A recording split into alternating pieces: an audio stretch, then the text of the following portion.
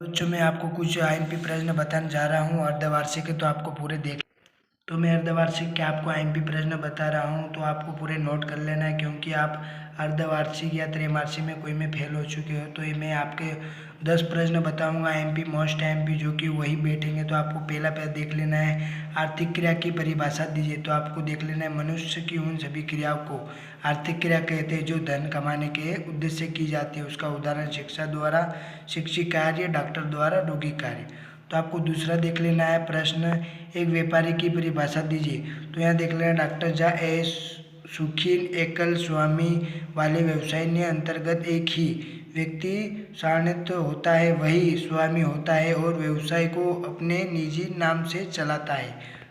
तो यहाँ पर आपको तीसरा देख लेना, संयुक्त क्षेत्र के उपक्रमों के उदाहरण।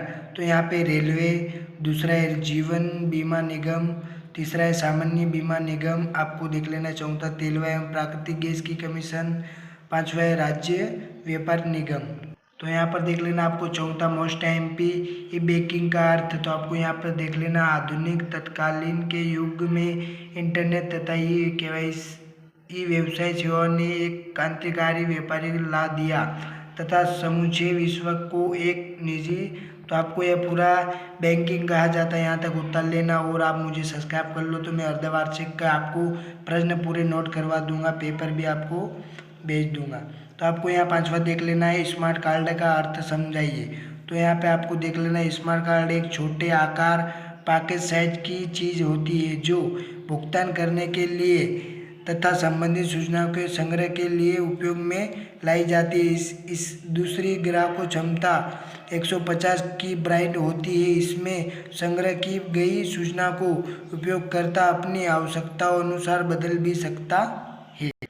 तो यहाँ पर देख लेना आपको छठा प्रश्न, वेरी मोस्ट एमपी। तो स्वयं के प्रति व्यापार का क्या उत्तरदायित्व होता है। तो आपको बच्चों देख लेना है, व्यवसायिक प्राथमिक दायित्व अपने स्वयं के प्रति होता है।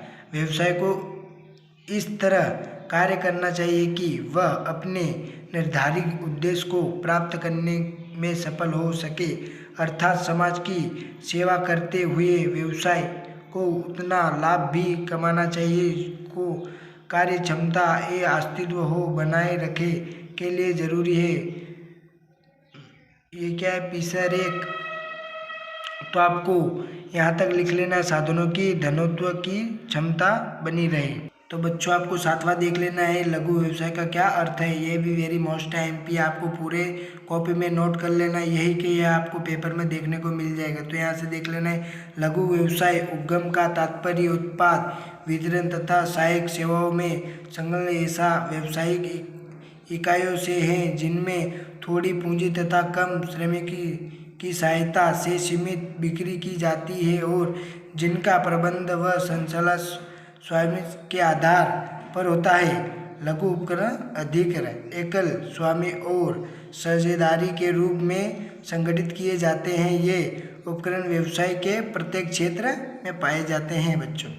तो बेटा आपको देख लेना है आठवां प्रश्न, आंतरिक व्यापार की विशेषता को समझाइए। तो आपको बहुत बढ़िया है, ये भी वेरी मोस्ट एमपी। आंतरिक व्यापार की विशेषताएं निम्न प्रकार की होती है। तो यहाँ पर देख लेना है, शब्दों की सीमा के भीतर व्यापार, माल या सेवा का क्रय विक्रय शब्द की सीमाओं के भीतर तथा राष्ट्र के विधान एवं नियमों के अंतर्गत होता है।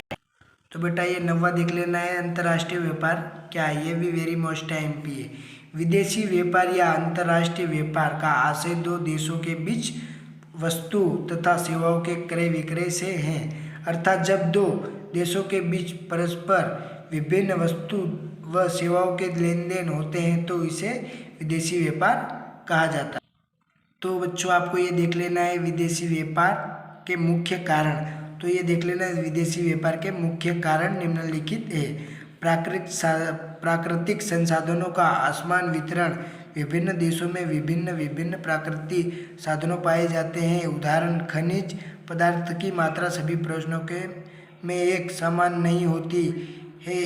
प्रत्येक देश उन साधनों के लिए दूसरे देशों पर निर्भर करता है। तो बच्चों आप नए हो तो वीडियो को सब्सक्राइब कर ले, क्योंकि आपको मैं अर्धवार्षिक के सभी प्रश्न नोट करवा दूंगा। आपको ये पूरे देख लेना और स्क्रीनशॉट ले लेना।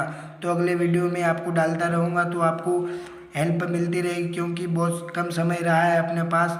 तो मैं आपको सभी प्रश्न नोट करवा दूंगा। अभी तो 10 IMP प्रश्न दिए और आगे के मैं बता दूंगा।